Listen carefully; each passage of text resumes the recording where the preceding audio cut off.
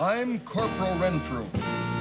I was sitting in my lonely log cabin on the 13th floor of Mountie headquarters with my incredible dog, Cuddles, when suddenly there was a ding-a-ling on my phone. The ding-a-ling was my chief inspector. Renfrew, he said. Come on, you were chuckling along with that no matter how many times you've heard it. I was one of the founding cast members, radio and then television, and alongside him from the very beginning is my guest this morning, Luba Goy. And thank you so much for coming in this morning as we pay tribute to your friend. You were laughing. You've heard that for decades, those lines like that. I always thought it was the 14th floor of Mountie headquarters, his lonely log cabin. Oh, Dave, our lovely, beautiful, wonderful Dave. Passing away last night at the age of 90. It was so beautiful. The Air Force has put up on its front page. Let's take a look at this together. Where will we see it? Between us, there it is there. This is what's on the front page. Sorry, here it is on your monitor, Luba. Oh, yes. There you see him. Yes. There are links to a number of your famous sketches, but to see Dave with his arms raised on stage, what do you think of when you look at that image? Well, I think of, the ultimate member of parliament, and he would do the finger up. Yes. You know, when he would deliver the punchline, it would be either one finger or two fingers when it was really important. So you knew. So we knew that when he goes up, it's such a proud Canadian. Well, that's part of the appeal, wasn't it? The quintessential Canadiana that was the underlying part of his humor. Absolutely. He, it was so much fun traveling with Dave. He, I'm in shock because late last night I found out that he had passed, and I do want to give my condolences to his wife Deanne and his daughter Valerie. He was a fantastic family man, and we were on the road for many, many, many years, traveling from coast to coast to coast. And the thing is, Dave, he knew every airport, he knew every city we went to, and he was considerably older than us. We were sort of, when we were in our 20s, he was in his 40s, and he's like a guide. Yes, he was. Do you know all the best restaurants to eat too? Trailblazing pioneer. He'd been there many times. A white horse, yes, and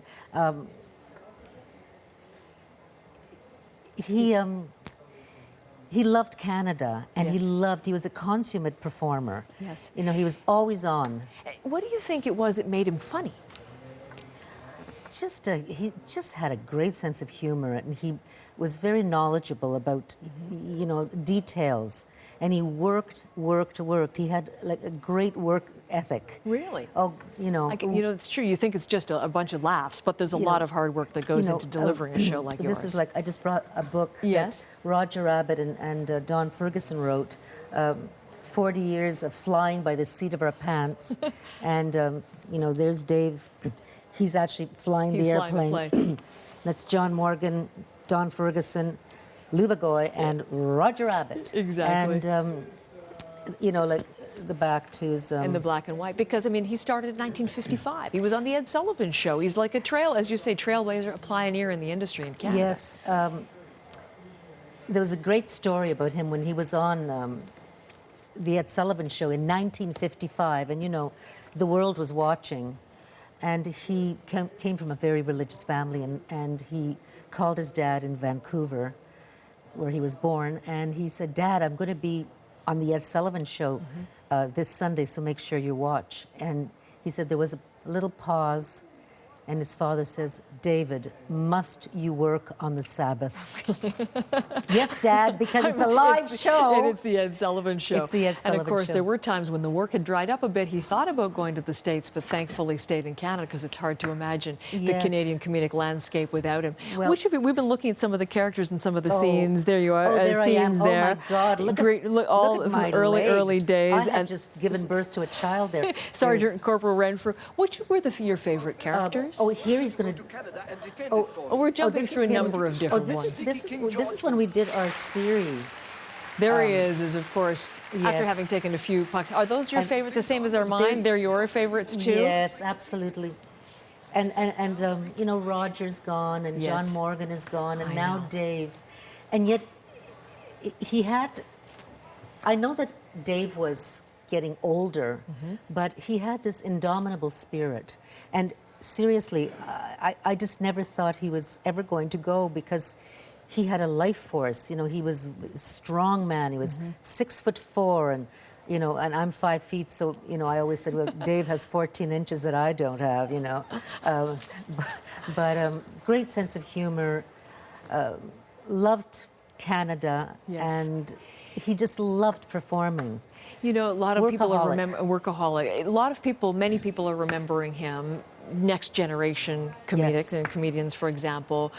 We know the Canadian Comedy Awards are named after him. There's the Comedic Genius Award named after Dave Broadfoot, which seems like a fitting tribute, because he did have a genius quality to him. He really did. What he else was amazing. For us, as we think about him, how would be fitting to pay tribute to him or to remember him, do you think, Luba? Oh, just, you know, Google him and watch his you know, his comedy.